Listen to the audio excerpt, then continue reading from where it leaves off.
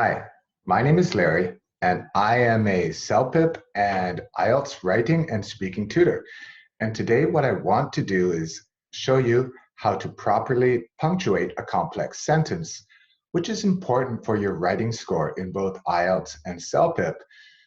Basically, the reason it's important is that in both exams, it's important to have some sentences which are totally error-free. And sometimes that one little comma can make a difference between a successful and an unsuccessful complex sentence. So what we're going to do today is I'm going to explain the grammar to you briefly.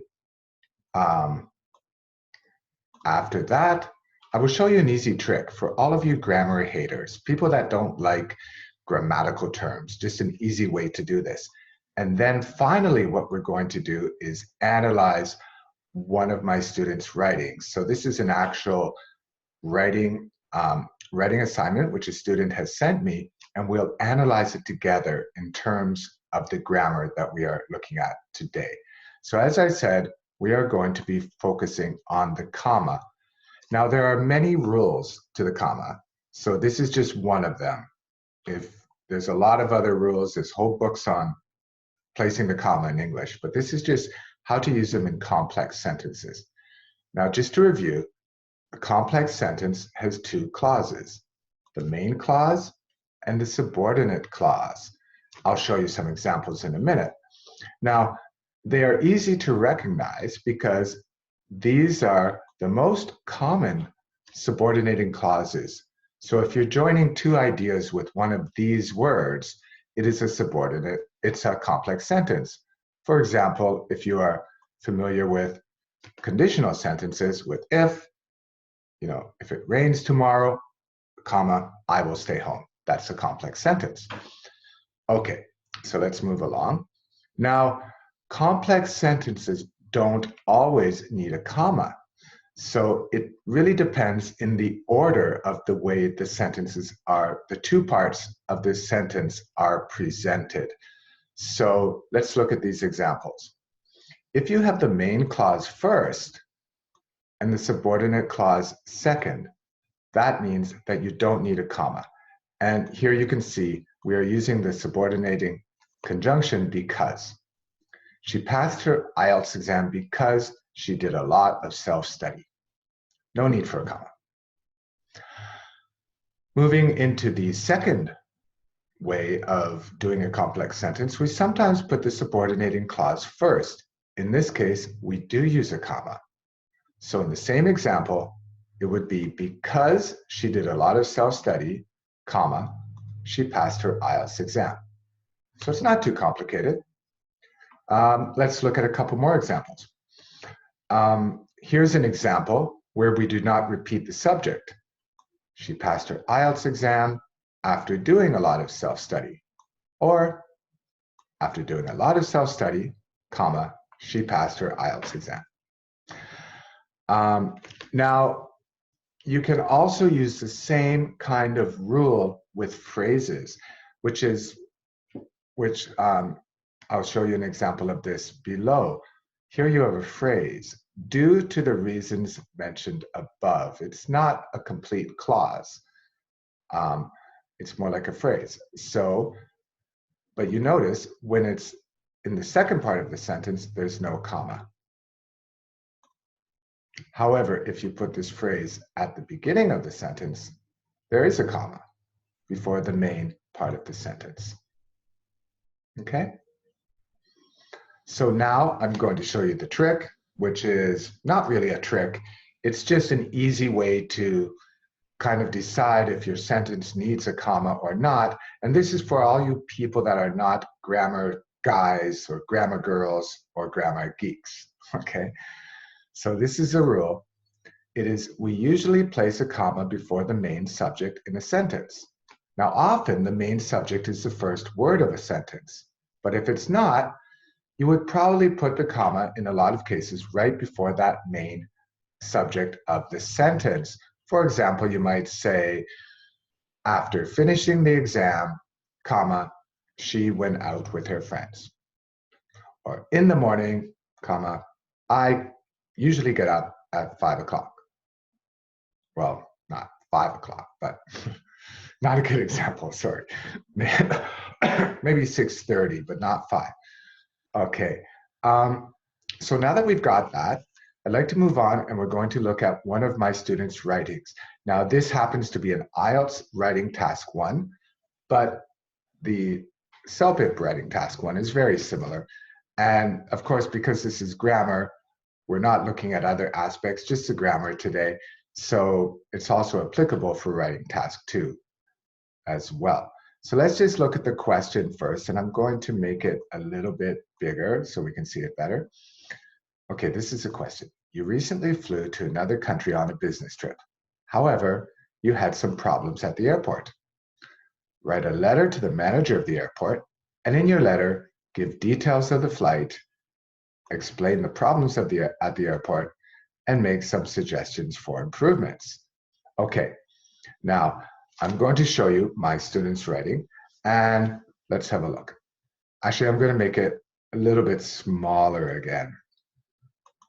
Okay, so as we look at this, you'll see that I have indicated 4 complex sentences. One is in red, one is in blue, one is in orange, and the last one is in purple.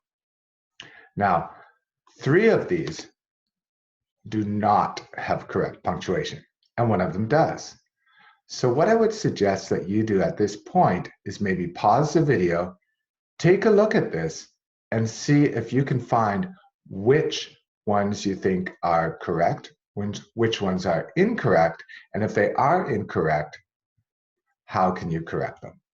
Okay, so I'll just let you pause the video now for a second. All right, well, if you looked or not, we're going to go and analyze these now. So let's look at the first one, all right? The airplane was supposed to take off at 9 p.m., but due to bad weather conditions, it was postponed until the next day at 4 a.m. Okay, so you may have noticed that this is very similar to one of the examples that we did before. And the comma would go right after this phrase here. This phrase here, due to bad weather conditions. And this is where we would put the comma, right here. Okay? Oops, I put a period instead of a comma. Sorry about that. I do notice one other thing with this sentence, though. It's the word it. I just noticed this. This isn't really a good reference because this looks like the airplane was postponed, but it wasn't the airplane. It was the flight that was postponed. And that's kind of important for your coherence and cohesion marks because proper use of pronouns is something that examiners and raters will probably look at, I suppose, as it is in their public band score descriptions. All right. Now looking at the second one. Despite the fact that it was inconvenient, I completely understand that this decision was made taking the safety of the passengers into consideration. Okay, where would the comma go here? Well, it depends how you look at it, but one way to look at it would be right before this main subject of the sentence here. And so when we put the comma in, you can see clearly that this is a phrase at the beginning. And here we have your main clause here. Okay, so again, we needed a comma there. Now in the orange one, this is a complex sentence. You can notice that the conjunction or the joining linking word is at the beginning. So that means we should have a comma. If you're thinking about the grammar rules, the only place is where would you put it? And I think you can see again before this subject, I is the best place. I also noticed another thing about this writing. By the way, I want to say that I haven't totally finished editing this. I'm just taking a break right now to make this video. So you may notice a few mistakes or things that could be improved. And this is one of them right here. The words I was, okay? It's very possible, it actually sounds better if you delete these words, yeah?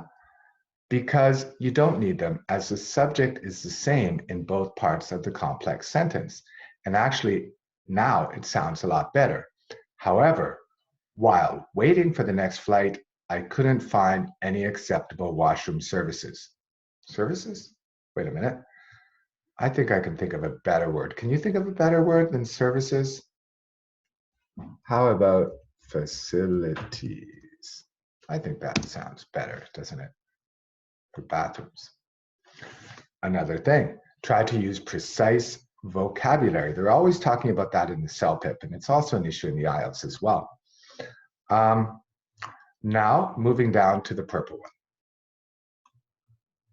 Well, you might have guessed already that the purple one is the correct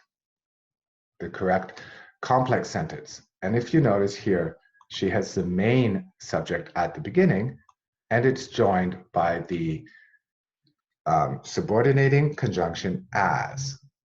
And of course, in this form, we don't need a comma, so it's correctly punctuated. Okay?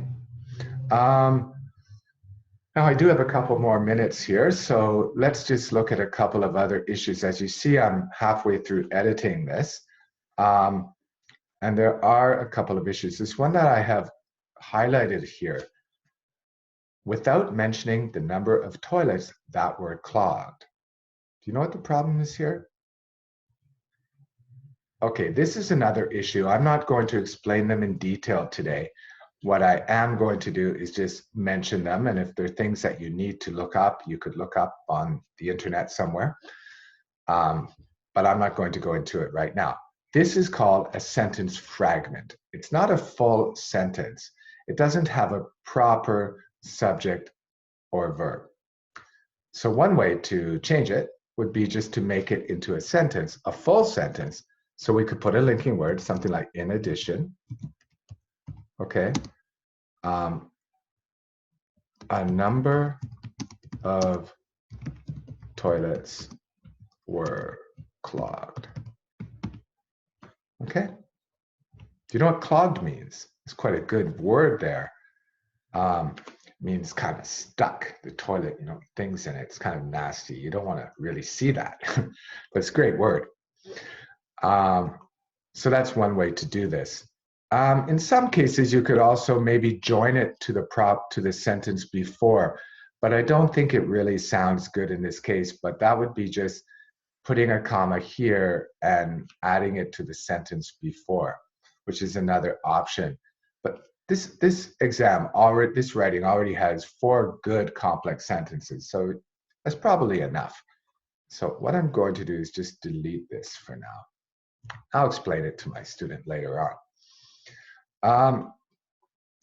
Okay, so now I also noticed a couple of other issues here.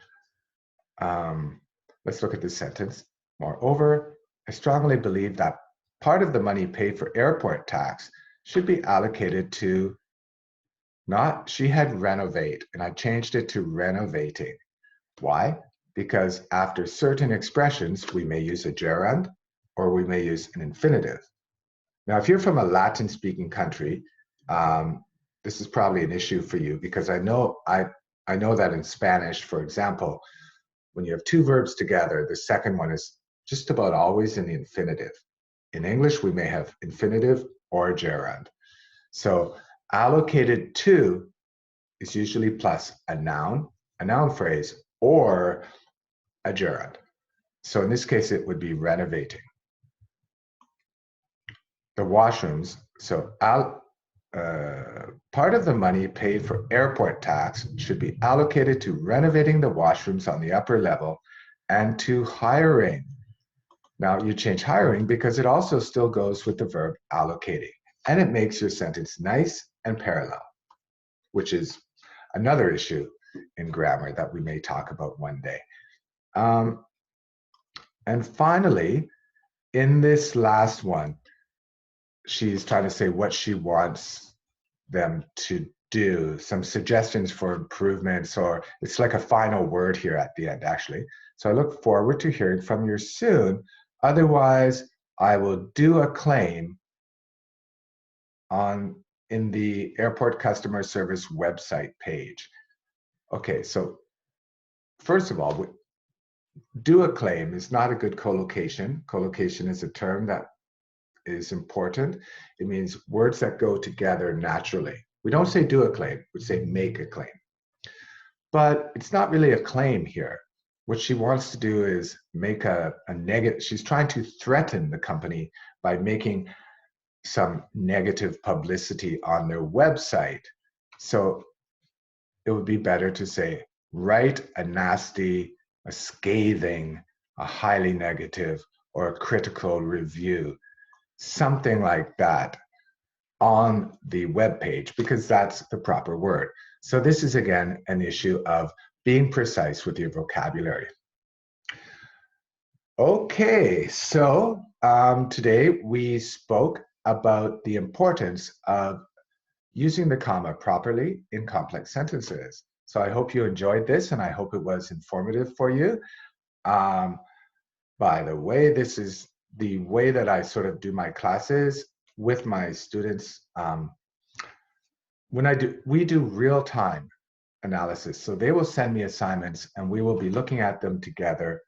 I will sometimes also make comments beforehand so they can edit as well. And we kind of try to keep it working in real time, online and offline, some real communication going in our writing analysis of, in all terms, everything, not only grammar, vocabulary, coherence and cohesion, organization, your task achievement, and also your strategies and ideas, the way that you put your ideas together, and the way that you will succeed in these exams. So again, I hope you have a good day, and remember to be careful with that comma. Thanks a lot, and hope to see you again in another video.